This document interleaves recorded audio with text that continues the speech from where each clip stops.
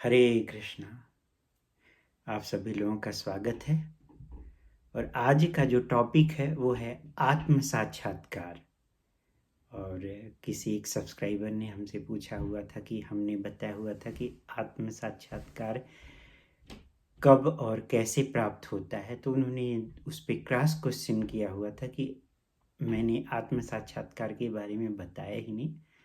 तो अभी मैं डिटेल्स में बताने की कोशिश करूँगा।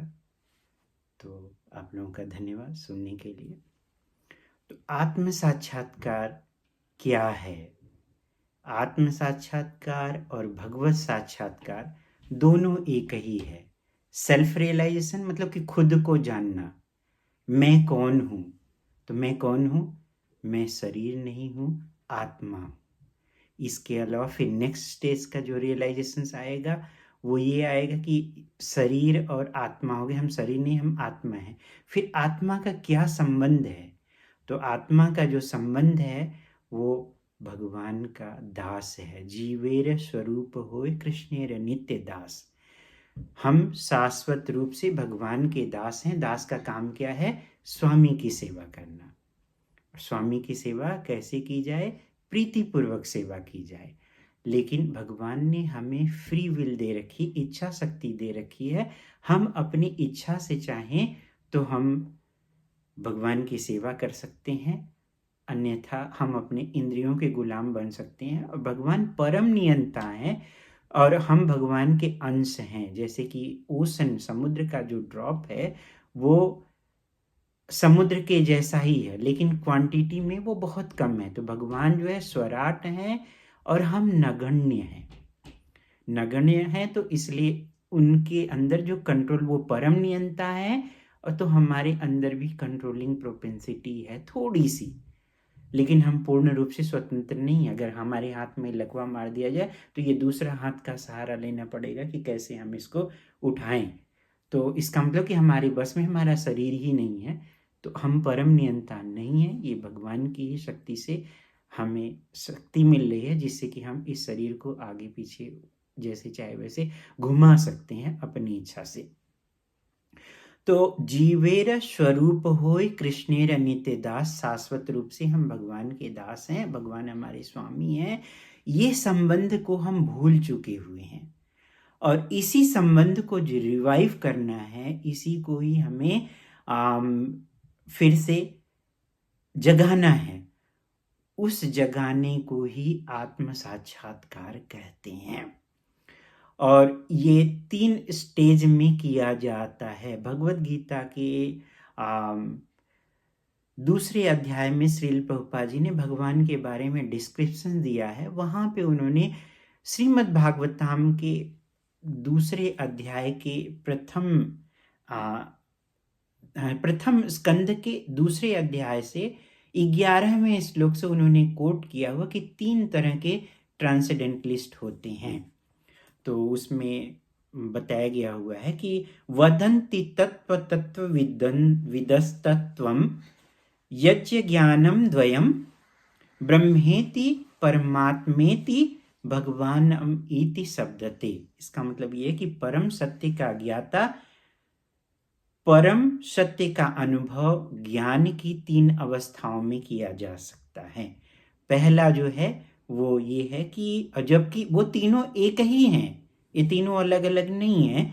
एक तो ब्रह्म, दूसरा परमात्मा और तीसरा भगवान। ये 3 तरह से इस बारे में व्यक्त किया गया है भगवान के बारे में।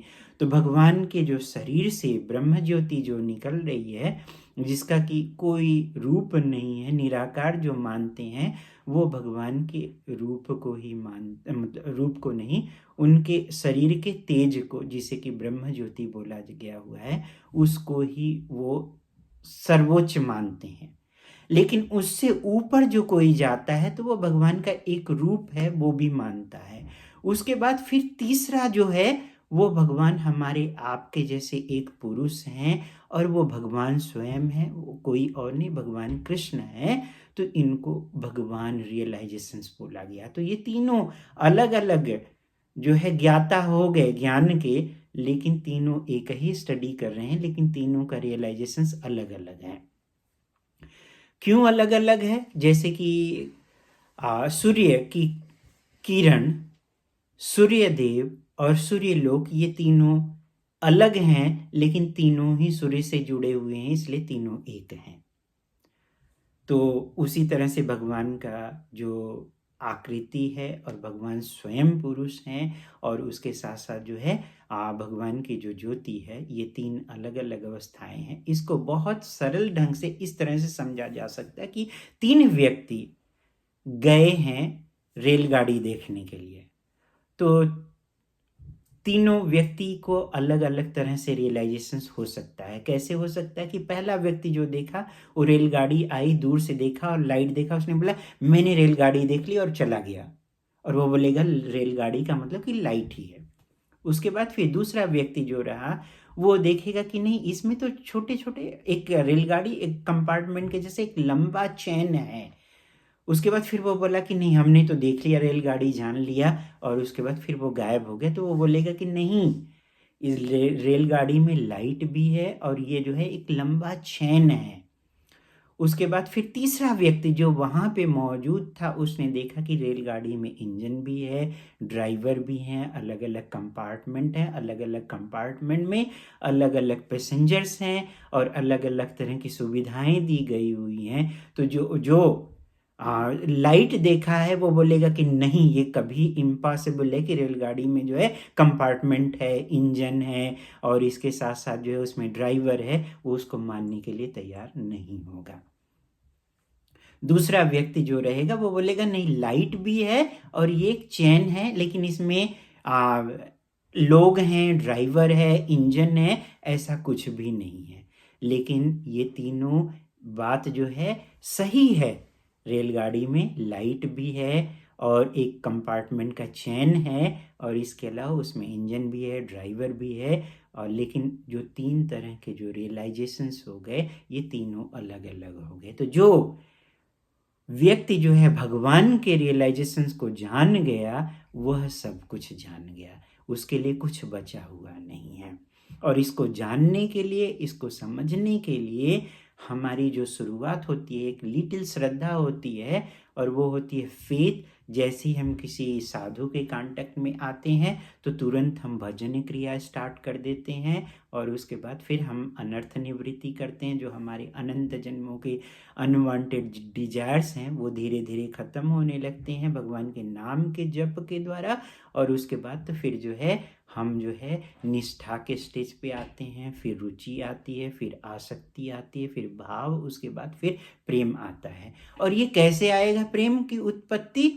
चैतन्य महाप्रभु जो कि भगवान कृष्ण स्वयं है, और उन्होंने जो है अपने को देने के लिए कलयुग में भगवान स्वयं अवतरित हुए थे। और भगवान के आने के 3 कारण भगवद गीता के अध्याय 4 में भगवान बताते हैं कि एक तो दुष्टों का संहार करने के लिए, भक्तों को आनंद देने के लिए और धर्म की स्थापना करने के लिए। तो चैतन्य महाप्रभु स्वयं कृष्ण है और एक भक्त के रूप में वो अवतरित हुए थे आज से 500 साल पहले नवद्वीप मायापुर इंडिया में, जो कि वेस्ट बंगाल में पड़ता है। और उन्होंने वहाँ से क्या दिया? उन्होंने युग धर्म का प्रचार किया। परम विजयते श्री कृष्ण संकीर्तनम, भगवान श्री कृष्ण के संकीर्तन की जय हो। और जो उन्होंने दिया है वो ये महामंत्र का प्रचार किया, हरे कृष्ण कृष्ण कृष्ण हरे हरे, हरे राम राम राम हरे हरे। इसी महामंत्र के द्वारा ही हम भगवत प्रेम विकसित कर सकते हैं। और वो किस तरह का भगवत प्रेम? जो कि ब्रज का प्रेम है। उस ब्रज के प्रेम में भी कौन सा प्रेम उत्पन्न हो सकता है? गोपियों का प्रेम। और उस प्रेम में भी, गोपियों के प्रेम में कौन सा प्रेम उत्पन्न कर सकते हैं? जो श्रीमती राधा रानी का प्रेम है, उसी को ही हम जगा सकते हैं, रिवाइव कर सकते हैं इस महामंत्र के जप के द्वारा। तो इस महामंत्र का जप हमें केयरफुली सुनना है, बोलना है और उसको सुनना है। और फिर हमारे हृदय में ही भगवान मौजूद हैं, और जब हम भगवान को पुकारेंगे तो हमारा उनके साथ संबंध बन जाता है। इसमें 3 शब्द हैं, हरे, कृष्ण और राम। तो हरे जो है श्रीमती राधा रानी हो गई, जो कि भगवान की अंतरंगा शक्ति हैं, और राधा रानी जो है मदन मोहन मोहिनी है। अर्थात वो कृष्ण को भी मोहित, मदन मतलब कामदेव, जो कामदेव को भी मोहित कर ले वो भगवान कृष्ण हो गए, और जो भगवान कृष्ण को मोहित कर ले वो मदन मोहन मोहिनी स्वयं राधा रानी है।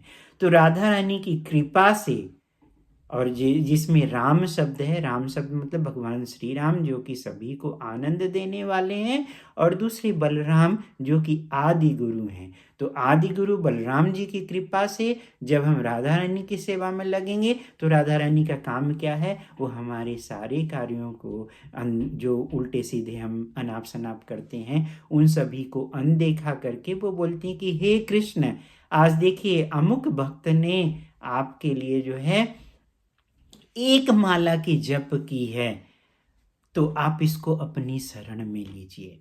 तो भगवान कृष्ण सबकी बात को वो टाल सकते हैं, उनको पाना जो है डिफिकल्ट है, लेकिन श्रीमती राधा रानी की बात को वो बिल्कुल नहीं टाल सकते हैं। इसलिए श्रीमती राधा रानी की बात को जो है वो एक्सेप्ट कर लेते हैं। कैसे एक्सेप्ट करते हैं? जैसे एक बच्चा है, वो माँ से कुछ बोलता है तो माँ आसानी से पिताजी को से सोर्स लगवा करके दिलवा देती है। क्या कुछ पैसे चाहिए तो बाप बोलता है कि जा भाग यहाँ से। क्यों? क्योंकि तुझे तो मैंने कल ही 100 रुपये दिए हुए थे और तू आज फिर से आ गया मांगने के लिए। तो वो तुरंत दुत्कार करके भगा देंगे, मिलेगा नहीं। लेकिन जब वो बच्चा वही माँ के पास जाता है और उनसे रिक्वेस्ट करता है तो माँ बोलती है रुको मैं बात करती हूँ। उसके बाद फिर माँ जो है पिताजी से बात करती है और बोलती है अरे बच्चा है, दे ही दो ने, कितना 100 रुपये ही तो मांग रहा है, कल दिए थे आज फिर दे दो। तो फिर उसके बाद पिताजी जो है धीरे से जेब में से निकाल करके दे देते हैं। तो वही काम राधा रानी का है, वो हमारे सारे दुर्गुणों को दूर करती हैं, उनको अनदेखा कर देती हैं, और उसके साथ साथ वो हमारे द्वारा किए गए कार्यों को बटर पॉलिश करके जो है वो भगवान के सामने प्रस्तुत करती हैं। कैसे प्रस्तुत करती हैं? चावल दाल रोटी सब्जी और जो भी है पूरी अचार ये सब जो है एक ही जगह अगर मिला दिया जाए तो कैसा रहेगा, लेकिन अगर उसको साफ और स्वच्छ थाली में एक अच्छे कटोरी में, छोटे छोटे कटोरी में रख करके चम्मच और पानी के साथ अगर किसी को परोसा जाए तो वो कितना अच्छा लगता है। तो उसी तरह से श्रीमती राधा रानी जो है हमारे सारे अवगुणों को निकाल करके भगवान की शरण में हमको लेके जाती हैं। तो इस तरह से हम भगवत साक्षात्कार कर सकते हैं। कैसे? कलयुग में और कोई अन्य रास्ता नहीं। कलो न अस्ति, कलो न अस्ति, कलो न अस्ति, हरे नाम हरे नाम एव केवलम। अर्थात कलयुग में भगवान हरि के नाम के जप के द्वारा ही मुक्ति मिलने वाली है, अन्य कोई रास्ता नहीं। मुक्ति का मतलब कि जन्म मृत्यु बुढ़ापा और बीमारी से छुटकारा पाना। उसका मतलब ये है कि हमें हमारा शाश्वत शरीर मिलेगा। शाश्वत शरीर तब मिलेगा जब हम इस भौतिक जगत को क्रॉस करके हम आध्यात्मिक जगत में बैकुंठ धाम में जाएंगे। तभी हमें वहाँ पे न जन्म है, न मृत्यु है, न बुढ़ापा है, न बीमारी है, किसी प्रकार की कोई चिंता नहीं है। कोई पड़ोसी डिस्टर्ब करने नहीं आएगा, बच्चे हमें डिस्टर्ब नहीं करेंगे, बुढ़ापा छोड़ के नहीं जाएंगे क्योंकि वहाँ बुढ़ापा है ही नहीं है। और कोई डिस्टर्ब क्यों नहीं करेगा? क्योंकि सभी लोग भगवान की सेवा में लगे हुए हैं। वो लोग एक दूसरे को अशिष्ट करते हैं, बिना किसी कुंठा के, बिना किसी ईर्ष्या के, बिना किसी द्वेष के। सभी लोग एक दूसरे को हेल्प करते हैं भगवान की सेवा में। इस तरह से वहाँ पे सेवा होती है। तो वहाँ सभी लोग एक दूसरे के मित्र हैं, कोई किसी का शत्रु नहीं है। इस भाव से वहाँ रहते हैं लोग। तो हम उस शाश्वत जगत में जाएंगे जहाँ पे कि न जन्म है न मृत्यु है। इस साइकिल से हम ब्रेक कर सकते हैं। ये कलयुग के लिए सबसे बेस्ट उपाय है, मेडिसिन है। इसके अलावा और कोई सबसे सरल विधि है ही नहीं है। तो यही आत्म साक्षात्कार का प्रोसीजर है। और जो आत्म साक्षात्कार है, अपने को जानना अर्थात भगवान को जानना। सेल्फ रियलाइजेशन, गॉडली रियलाइजेशन, दोनों में कोई अंतर नहीं, एक ही है। हम कौन है? हम भगवान के दास हैं। और भगवान कौन है? हमारे स्वामी हैं। स्वामी का कर्तव्य क्या है? दास से सेवा लेना। और दास का कर्तव्य क्या है? स्वामी की सेवा करना। और कैसे सेवा करना है? जैसे कि एक पतिव्रता स्त्री है, वो बिना किसी स्वार्थ के अपने स्वामी की सेवा करती है। सेम उसी तरह से हमें भी बिना किसी स्वार्थ के जो है सेवा करना है। और जब बच्चा अपने बाप की सेवा करता है, जबकि बाप वही ला करके कुछ देता है, तो बच्चा बोलता है नहीं पिताजी पहले आप खाओ, तो पिताजी जो है उस बच्चे के ऊपर बहुत ज़्यादा स्नेह करते हैं। तो जो भगवान के साथ जुड़ता है, भगवान भी उससे कई गुना आगे बढ़ करके उसको लेने के लिए आते हैं, क्योंकि हम उनके भटके हुए बच्चे हैं, उनसे दूर हुए हैं। और भगवान तो इतने दयालु हैं, परम नियंता हैं, होते हुए भी वो दयालु इतने दयालु हैं कि वो हमारे हृदय में ही मौजूद हैं, लेकिन हम लोगों को इच्छा शक्ति फ्री विल दे रखी है, और हमारे जो है इंजॉयमेंट में वो दखल अंदाजी नहीं करते हैं। लेकिन जैसे ही हम उनकी तरफ मुड़ करके देखते हैं, वो तुरंत जो है हमारी तरफ रेसिप्रोकेशन स्टार्ट कर देते हैं। तो हम यहीं पे स्टॉप करते हैं। हरे कृष्णा। श्रील प्रभुपाद की जय। आप लोगों से रिक्वेस्ट है कि आप लोग जो है इसको चैनल को सब्सक्राइब करिए, लाइक करिए और कमेंट करिए, और कोई सवाल है तो अवश्य पूछिए। हरे कृष्णा।